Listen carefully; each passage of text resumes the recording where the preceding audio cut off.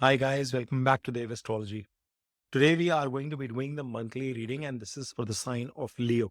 And if you are watching this video, you can watch this both from a Leo rising or ascendant as well as from a Leo moon perspective. Now, of course, if you're watching from a moon sign Leo perspective, you must derive significances with respect to your emotional aspect, your mental aspect as to how things are going to manifest for you in terms of your imagination, what your desire, your mental goals. But on the other side, if you're watching this from an ascendant or rising perspective, you can watch this in terms of realizations that are going to come true in the physical aspect, in your physical manifestations, living and non-living, so to speak. So without further ado, guys, let's jump into the reading to understand what do these planetary positions hold for us in the course in the month of March.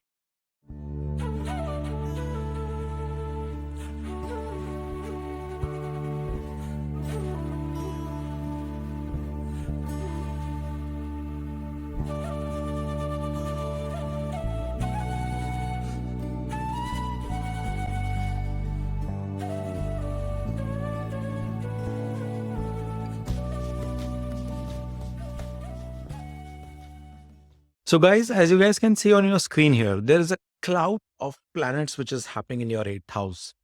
Leos, you are going to have a lot of suddenness, transformation, occult related issues, research. Those kind of topics are going to become extremely crucial for you in the month of March.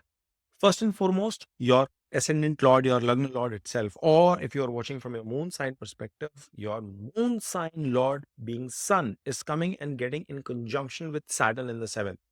Now, Saturn Sun conjunction is a Raj Yoga in itself. It brings a lot of positive outcomes as well, but there are continued challenges. Why? Because Saturn is your 6th and 7th lord and it is currently combusted. Not an easy position for this Saturn to be in. And his placement in the 7th house means, with the combination of Sun, that there are going to be certain turbulences in your relationships, in your partnerships. It is highly probable that you might come across extremely aggressive, full of energy or ego issues, your partnerships. And that is something you have to be extremely watchful about. You will be prioritizing your relationships to the zilt in this month, which is okay. But at the same time, you will have to see that are you maintaining a certain degree of balance or not. Your 6th and 7th lord is Saturn. He is currently combusted. You are going to face obstruction, challenges, less than optimum results from both these houses' perspective as long as Saturn remains in this position. But the same Saturn will be coming into the 8th house from 29th of March. It is a huge transit, my friends. And if you are interested for me to do a double click into understanding what this transit would mean specifically for you Leos, both Ascent and Moon, please put your comments stating that they've prepared a video for Saturn transit and I shall oblige and try and do that in the next week.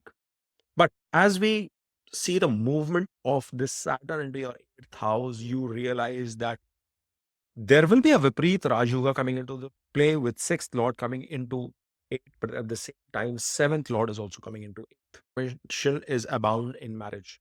But before that happens, Sun will be making the transit into the 8th on 14th of March, where it will get in conjunction with an already debilitated Mercury. Now, Mercury is in debilitation in the sign of Pisces since the start of the month. It is the Lord of your 11th house and your 2nd house coming into 8th. Matters related to wealth, unknown sources of wealth, inheritance, any kind of legal related outcomes resulting into sudden gain or loss of wealth are going to be extremely possible. Because this Mercury in debilitation, you will feel like losing on affairs. But remember, Mercury is giving an exalted aspect to your 2nd house. And it is also getting a niche bang thanks to the exaltation of Venus, which is already sitting in retrogression. And Venus here happens to be the lord of your 10th house and your 3rd house into the 8th. A lot of your efforts, a lot of your karma is going into directions where you have no idea that why is your energy getting exhausted there. Please continue to burn your midnight oil. Please continue to put the efforts that are needed. Yes, this retrogradation of Venus is going to make you feel as if nothing is panning out. It is things are not moving in the way you plan or want them to be, but you will see the results coming in the long run. You will see the positive outcome churn out for you. This retrograded Venus is just causing a certain delay. And remember, your Mercury, which is the lord of your wish fulfillment as well as family, second house, food, etc., is also in debilitation. And it will also get into retrogression from 14th of March, when Sun will also become conjunct. Your Lagna Lord will also become conjunct in the same house. You see how enormous the energies of the 8th house will be. You will have to be watchful towards your communication, the kind of food you consume, the way you express yourself within your family. All of that will be in focus. But when Lagna Lord, when a luminary comes into the 8th house, I'm not very fond of it. Now, of course, Scorpios have been facing that with Mars' presence there, but in your case now, Sun himself is coming into the 8th house, means there will be certain level of suddenness, certain level of demotivation that could also creep in. Please keep your emotions held high. You will have to value your principles. You will have to value your self-belief. At the same time, what you will see is that you might be observing a lot of minuscule things. You might be investing a lot of your time in matters which might seem small, but they could be bringing a lot of botheration for you. Especially if you are watching this as a moon sign, emotional turmoil is a possibility that you might face, my friends. So you will have to overcome through those kind of challenges as well during the course of this month, especially in the second half. But this multi-planetary position in the 8th house brings a very strong possibility of multiple gains as well. Why do I say that? You see, all of these three planets, out of which two of them are in retrogradation Venus, actually three of them are in retrogradation Venus, Rahu and Mercury, they are giving an aspect to your second house. Ketu himself is there. Saturn is going to come and become conjunct from 29th March onwards and give an aspect, while Sun will do that from 14th of March onwards. And then you have Jupiter and Mars, who are also sitting in the 10th and 11th house respectively, and they are also aspecting your second. So a big gain in wealth, something transformative from a family perspective, something related to your health, especially because of your food affairs, something related to your career, which changes the course of the entire path, is possible. But it will happen based on your dasha and antardasha of your natal chart. It becomes highly important for you to understand what is the placement of your natal chart as well. Because transit reading is what you're observing here, my friends, and that is going to have 10, 20, 30% impact at best. It is like telling that whether you will get a green signal or a red signal in traffic, but which road you are driving in is dependent on your Mahadasha and Antardasha and your natal chart itself. So you'll have to take this from a pinch of salt perspective. Now, you have to also understand here that you have Lagna Lord Sun coming into the 8th house, means there could be some level of curiosity, interest of finding something, discovering something, learning something new, upskilling yourself, growing yourself in some newer areas. It is going to be especially fruitful. Venus is forming an exchange with Jupiter. He is the 10th Lord coming into 8th. It's an 11 places away movement for your Venus. So workplace related research, career related insights could bring some extraordinary level of transformation for you, but it will not be immediate. It will take time. Remember, Venus is retrograded. You could find some unexpected delays, problems, challenges that might keep coming in from your career perspective, work perspective as well. Please be patient on all those regards, because you will have this feeling that nothing is panning out, but something or the other will result into a positive outcome as you progress ahead. Now, as you see, the Lord of your 8th house as well as your 5th house, Jupiter, is sitting in 10th. It's an excellent position. And the Parivartan Yoga of Jupiter and Venus is a positive one for you. Success is promised at your career. Success is promised through your karma, but after a lot of drive, after a lot of rigor. Mantra chanting is going to be very important for you during the course of this month. Whatever god, deity, Ishtdeva you believe in, please go ahead and chant those mantras. It is going to bring positive outcome for you. Irrespective of the religion you follow, I know multiple religion followers do follow my channel. Whatever be your belief system, whatever language you speak, have a direct communication with God in whatever way you are comfortable to articulate. Do that. It is going to be important for you given this combination happening in your, see, Pisces sign is sitting in your 8th. Transformation is bound to happen, and some big transformation this month. So associating yourself spiritually is also going to bring gains, and Mars is also promising that to you because he is the lord of spirituality of your 9th house. and sitting 3 places away into your house of gains. Your wish fulfillment, transformation will come with your own efforts. But through that connect of spirituality, you will have to push yourself in terms of sticking to your principles, to your belief system, towards the protocol that you follow. Whatever is your guiding compass, you must align with that. Now, talking about Jupiter, he is giving a debilitated but a ninth aspect to your sixth house. Mars is also giving an aspect to the same, but an exalted one, means that there will be a lot that will be expected from a career perspective. Yet you will face some kind of disappointment, some sort of a delay because of that combustion of Saturn.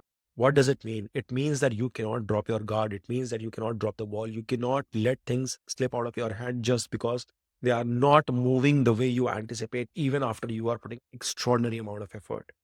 So you will have to be persistent, patient, perseverant in your approach. That is going to be extremely important. Jupiter is the Karaka of our 10th house. He likes that position. Even though I say that he tends to burn the placements that he's sitting in 10th house, he still does much better. So you will showcase some good outcome through your own karma, and Jupiter's aspect to your fourth house, which is ruled by Mars sitting in gains, is a good one. This is also a possibility where you could have an emotional bounce back. Learning something new might bring in gains of knowledge, or you might end up doing something at your home in terms of some kind of purchase of a movable, immovable property is highly probable.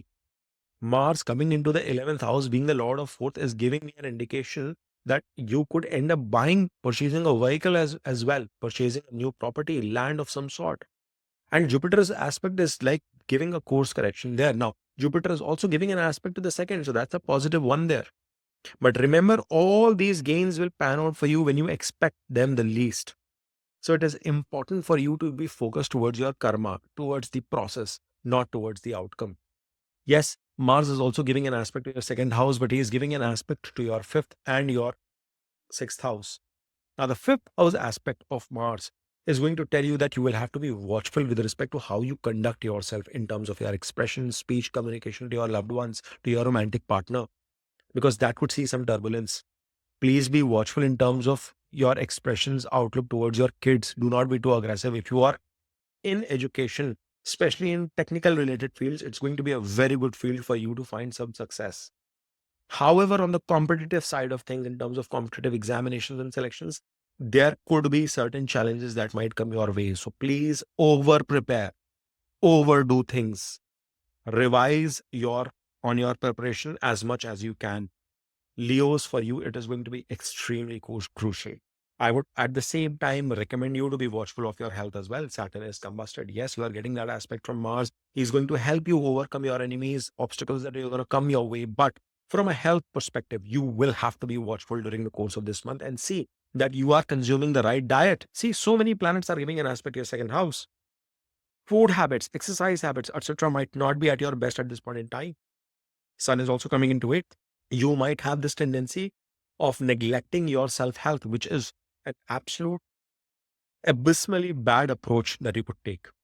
Stick to your regimen, stick to your daily schedule, follow your journey on a day-to-day basis the way you've been doing all these months. You will do much better. You have to maintain your food, you have to maintain your diet, you have to maintain an exercise schedule, because the tendency to focus on everything else but yourself can be detrimental for you, Leos, especially emotionally. If you are watching this from a moon sign perspective, yes, it is important for you to offer your mind, your concentration in all the matters that are of concern, but also try and find some time to reflect back upon. Jupiter is telling you with that aspect to you. So you might have to meditate, you have to introspect and see what should be the course of action. And last but not the least, I've been emphasizing this to everybody. As long as this Mercury is debilitated, even though he's getting a Nij Bhanga, especially in your case with respect to any family matters, any connections from that, any will related matters, please do not jump into any kind of decision making as of yet. Take your time, deliberate, get expertise, help. Decision making should be driven by the right help from the right expert, but not by yourself. And if you do that, you will find that success will come your way. All right. So I hope you've enjoyed watching this video. If you have, then please smash on that like button, subscribe to Vedic Astrology, and keep watching. Om Namah Shivaya.